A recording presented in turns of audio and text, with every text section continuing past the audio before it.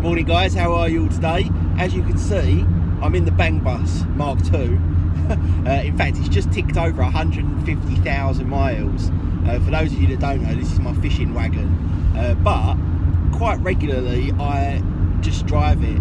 If the weather's like not good, or it's raining, or I don't know, whatever reason, I take this instead of the car, just to keep the miles down on the car really. And this is just so cheap to run, and I don't really mind driving it either, to be honest. I quite enjoy it. I don't know why, but yeah. Anyway, so I'm on my way to a meeting. I've got to do a presentation for an hour this morning, and then watch everyone else's, have some lunch, and then I'm done. So yeah, half a day sort of worth of meeting today.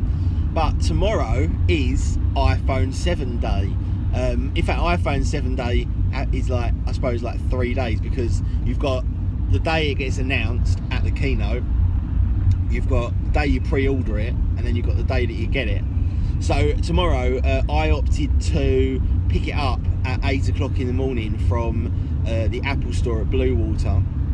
So if you're around that way, or if you've done the same thing, let me know, and we can go and grab a coffee or whatever whilst I'm there. I'll be there maybe a bit before and a bit after. I opted for the 256GB gold. I wanted to go for the jet black. That was my full intention, but the problem was that the delivery date for that, even though I was on there straight away for the pre-order at 8 AM in the morning, was like 2 weeks later than the gold one, and I just didn't want to wait. So I switched back to gold. I don't really care, to be honest. So I'm not really that fussed. I can always get a black one later if I want to. And yeah, I got the 256GB because A, it will have a better resale value, and B, because I'm almost up to my limit on the 128 gig that I've got now. I think I've got about 18 gigabytes free. So within the next year, I'm definitely going to go over that. Especially with the amount of video that I take on the phone of like Lila, and I do it all in 4K, and it's just huge files. Wow, look at that. What do you call it? I forget the word now. Flare. It's crazy. Yeah, so let me just block that out for you. Yeah, so 256GB gold, because of the Brexit thing, which is where Britain left the EU essentially. The exchange rate has gone to shit, as was predicted, and now the iPhones have reflected that exchange rate. So they didn't change the price of the iPhone leading up until now, even though the exchange rate had changed quite heavily. But they've obviously looked at it and bumped up the price of the iPhone to cover off the difference in the exchange rate. So the 256GB iPhone worked out at £919 for a phone, which is just, it's insane. That's so much money for a phone. So much money for a phone. You know, over the next year, that's essentially nearly £100 a month, £80 a month, or whatever it is. Obviously it doesn't work out like that, because it's worth a lot of money at the end of it, and you sell it and blah blah blah, but that's just a phenomenal investment in a tiny little handheld device. Now, normally, if like an Apple product costs $1,000 in the US, normally it's like £800 here or £850. But this time, it's almost equal pricing. And in fact, the AirPods, which I love the look of the AirPods, by the way.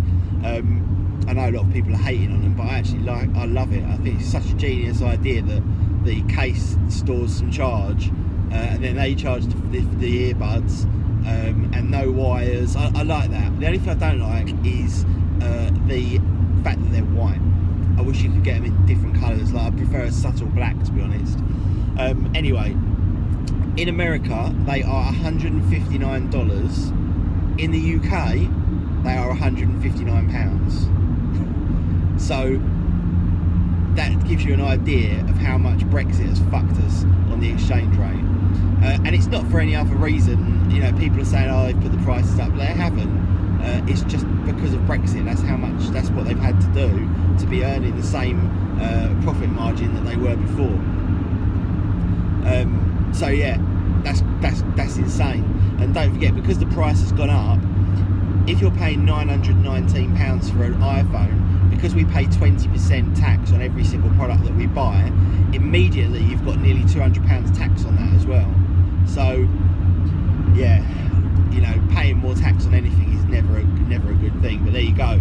So yeah. Anyway, I don't know why I'm being negative about it. The price is phenomenal. It is very, very expensive for anybody to be paying that kind of money for a phone. But it's got to be done. So anyway, I'm going to pick mine up tomorrow. I am very excited about though. I've gone for obviously I've bought both models, the 6S and the 6S Plus. But the one I'll use is the 6S Plus, the 7 Plus. So there's no way I could go back to the smaller phone having used the Plus. No way. For battery life purposes, for the size of the screen, for the cameras, and I'm really looking forward to having the 2x optical zoom as well. That's going to be so useful on the new phone. Other than that, obviously it's waterproof, but then so was the 6S really.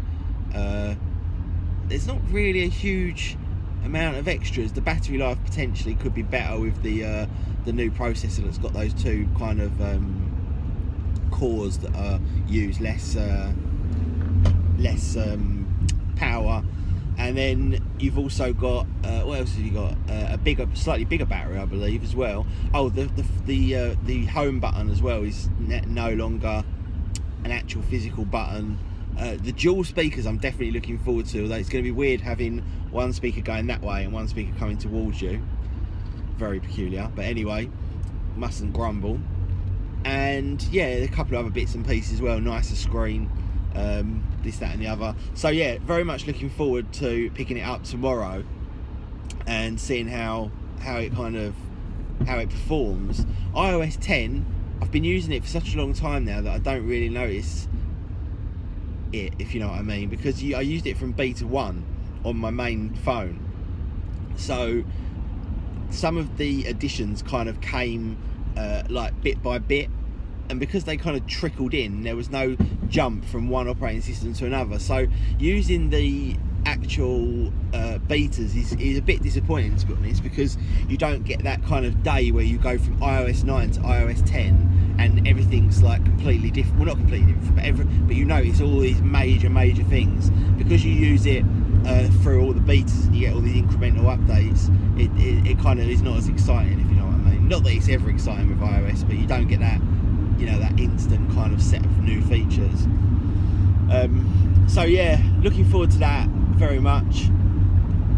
Other than that, I'm going to crack on with this journey, sitting in shitloads of traffic, and I will catch up with you guys at a later date. Hope you're all well and having a great day.